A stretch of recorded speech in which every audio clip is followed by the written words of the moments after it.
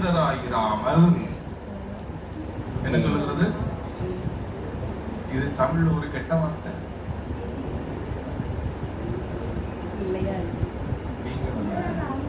சிற்றை ஏற்றுக்கொள்ளாத பிள்ளையை குறித்து வேதம் சொல்லுகிறது. சிற்றை எனக்கு பொருந்தாது, அதை ஏற்றுக்கொள்ள முடியாது என்று ஒருவன் தேவனுடைய சிற்றையை புறம்பே தள்ளி உதாசனப்படுத்தி அதற்கு விலகி ஓடுகிறான் என்றால் அவனை குறித்து வேதம் சொல்லுகிறது. சிற்றை ரொம்ப ரொம்ப அவசியம்.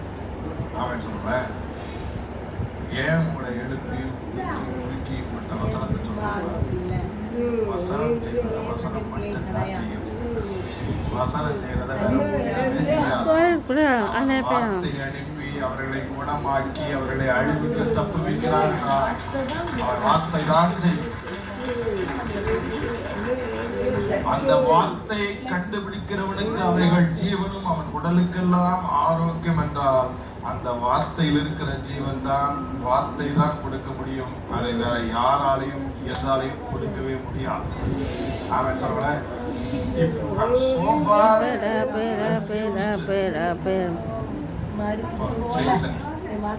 சிற்றைக்கு இதுவரை நீங்கள் இடம் கொடாதவர்களாக இருந்திருப்பீர்கள்.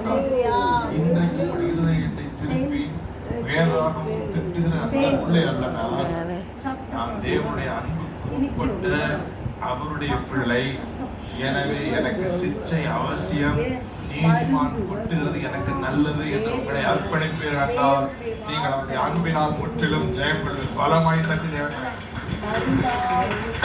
நல்ல தட்டி தேவனை